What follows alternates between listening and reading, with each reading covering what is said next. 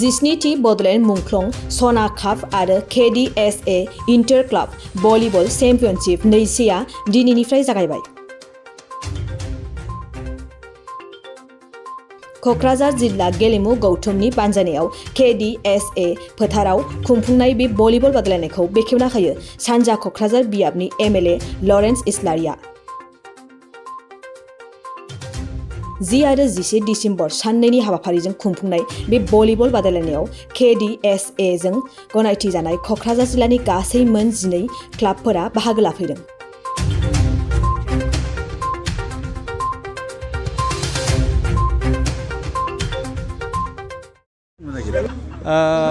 जोङो दिनैसिमाव 17 खेब जाबाय भलिबल जोङो खुंफुंग्रा आफाद मोनसे दङ दाफुंना लानाय आं बिनि नेहाथारि आङो फ्राय 6 बोसोरसो जालांबाय नेहाथारि जानाया खुंफुंग्रा आफादनि आरो आङो दा गोदानै आं आफादगिरि जानानै दङ।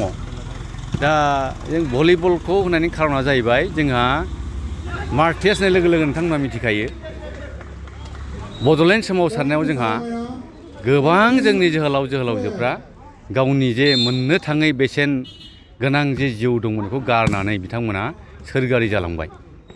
जोङो बिथांमोनखौ माबोरैहाय सनमान होनो लामा नागिरनानै जों मोनसे मोनदों।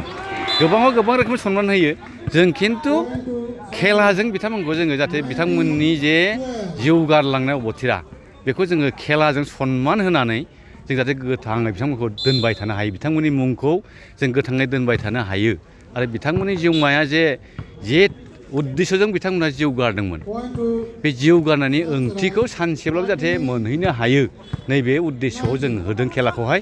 आरो बेल' नङा बेजों लोगोसेयैनो खेलाखौ गेलेगिरि बिथांमोन थाबाय खेला गेलेगिरि बिथांमोनाबो जाहाथे गावसोरनि केरियारखौ बे जों खेला होनायनि मार्टियास गल्ड काप भलिबल कम्पिटिसननि गेजेरजोंनो गेलेफुंनानै गावसोरनि केरियारखौ दाफुंनानै लाफुंनो हायो फरायनायजों लोगोसे आरो फैबाय थानाय जे जाहा उन्दै गथ'फोर दङ हिन्जावसा हौवासा बिथांमोनाबो बे खेलाखौ नायनानै टेकनिकखौ नायनानै गावबा गाव सासे गोख्रों गेलेगिरि जानो हायो नैबे उद्देश्यजों बे खेलाखौ होबाय थायो। दा देग्लायहाय 12टा क्लाबा बे गेलेनायाव बाहागो लादों। गुबुन गुबुन जिल्लानि नङा एबाराव एकदम लकेलि एबाराव लादों। दहाय बुंखांबाय आङो असमियायावहाय थारमाने जोङो आगोलावहाय बे एक्सुवेलि बे नेसनेल ट्रफि दे भलिबल कम्पिटिसना मार्टियासआ फुटबलबो जागोन उनाव।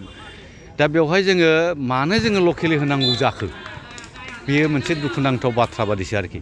बाथ्राया जाहैबाय बान्थाखौ दा बुंसै दा बाथ्रा हिसाबै मा जोंनि टिमा क'क्राझार माबा हिसाबै KDSA हिसाबै बा क्लाब हिसाबै गिबियावहाय ओरैबायदि गोख्रों जाबायमोन सारा आसामावनो नाम जाबायमोन आरोखि जोंजों कम्पिटिसन खालामनो हानाय टिमानो गैलामोन आसामाव। नेसनेल लेभेलनि टिमजोंबो जोंनि क'क्राझार टिमा एकदम कम्पिटिसन नांनो हाबायमोन आरोखि। दा हठात मा जादों जों बुंस'नो हाया। जों नुयोमोन आंबो गेलेगिरिमोन भलि गामि क्लाबफ्राव ओरैबायदि गेलेयोमोन गामि हिसाबै गेलेयोमोन नंखायनि प्लेयारा गोबांमोन। दा नाथाय जों जे नुदों गामि क्लाब गेलेनाया खमायलांबाय नंखायनो मानदन्द'आ ओरैबायदि गाहायाव थांनानै दं। दा जों लकेल टिमा जुदि नेसनेल लेभेलनि टिमजों जुदि कम्पिटिसन खालामनो हाया बाहागो लानो हाया नांनो हाया जों होमबा जोंहा लाबा मा दं? जोंहा लाब नांगौ जायगानि गथ'फ्रा लाब मोननांगोन। लाब मोननांगौबा जों जायगानि गथ'खौनो जों बानायफिननांगोन।